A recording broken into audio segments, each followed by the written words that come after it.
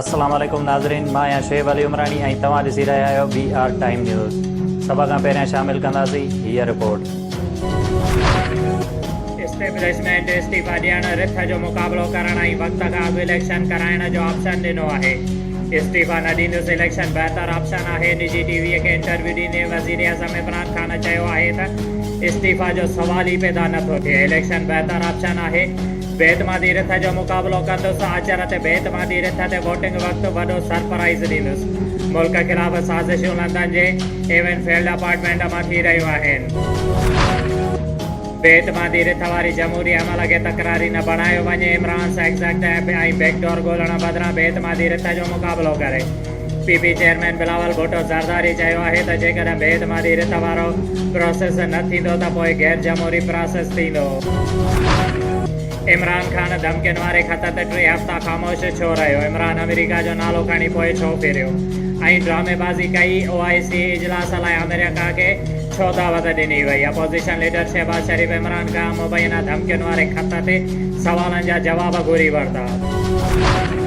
शहबाज शरीफ़ घर वेठे वज़ीर आज़म थी वियो आहे। बेतमादी रिथ ते बि वॾो सरप्राइज़ ॾींदासीं।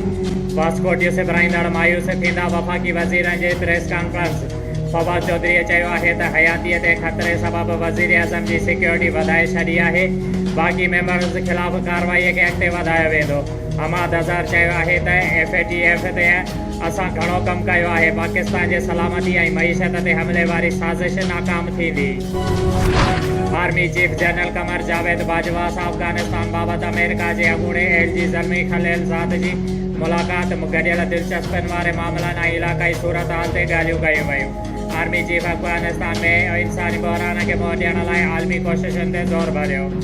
ज़ल्मी ख़लीलज़ाद पारां खते बाबति पाकिस्तानी किरदार जी साराह। PTI जे बाग़ी मेंबर्स खे वज़ाहत लाइ ॾिनल वक़्तु ख़तमु थी वियो। वज़ीर आज़म इमरान ख़ान बाग़ी मेंबर्स जे जवाबनि खे रद्द करे छॾियो। पार्टीअ खे बाग़ी MNAs ख़िलाफ़ रेफरेंस दाख़िल करण जी मंज़ूरी ॾेई छॾी। बाबर रहमान चयो आहे त बाग़ी मेंबर्स ख़िलाफ़ जल्द रेफरेंस सबूतनि सां स्पीकर ॾांहुं मोकिलियो वेंदो। मोरो वेझो भाणे जे हथां मामो क़तल ॻोठु लाल बख्श लांगा में जवाबदार सदाकत अली पंहिंजे मामे रियाज़ लगारीअ खे क़तल कयो। लाश अस्पताल मुंतक़िल। 68 मोरी भरसा ॻोठा मानुला ज़रदारीअ वेझो इस्लाम कोट खां लाबारे लाइ आयल भील बिरादरीअ जे 6 कखावन घरनि खे अचानक बाहि लॻी वई। बाहि लॻण सबबि 3 सालनि जी नसीबा धीउ बादल भील सड़ी फोत थी वई।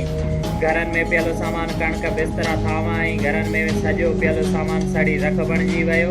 उन मौक़े ते मुतासिरीन बादल, रतन, पारो, वसनो, छतन, गुलू, तेजो ऐं ॿियनि जे घरनि जो सॼो सामान सड़ी रख बणिजी वियो। मुतासिरीन खुलियल आसमान हेठि बेयारो मददगार वेठल आहिनि। ॿिए तरफ़ मुतासिरीन आला अमलदारनि खां ऐं सड़ंदे वारनि खां मदद जी अपील पिणु कई। गांधी दावत इस्लामी पारां अब्दुल करीम अतारी, उस्ताद अशरफ अतारी, अब्दुल रज़ाक अतारी ऐं ॿियनि जी निगरानीअ में क़ुरान पाक हिफ़्ज़ कंदड़ ॿारनि ऐं सनन तक़सीम करण जो प्रोग्राम मुनक़िद कयो वियो। प्रोग्राम में महिमान ख़ासि हाजी मोहम्मद अयाज़ अतारी प्रोग्राम खे ख़िताब कंदे चयो त ख़ुशि नसीब आहिनि उहे वालिदीन जिन जे ॿारनि क़ुरान पाक हिफ़्ज़ कयो आहे। क़यामत जे ॾींहुं हाफ़िज़ घर जे 7 भातियुनि खे जन्नत में वठी वेंदो ऐं हाफ़िज़ क़ुरान जे वालिद खे ताज पहिरायो वियो। ऐं सभिनी ॿारनि ऐं उन्हनि जे वालिदैन खे मुबारकबाद ॾियां थो। प्रोग्राम में PP अॻवान मुज़फ़र हुसैन, जमाली, परवेज़ अहमद, ॾाहिरी, इसाक़ चांडियो, हाजी मोहम्मद ख़ान मुग़ल, न्याज़ मुग़ल ऐं ॿियनि शिरकत कई। शुएब अली उमरानीअ खे ॾींदा इजाज़त। वधीक ख़बरुनि ऐं अपडेट्स लाइ ॾिसंदा रहो BR टाइम न्यूज़।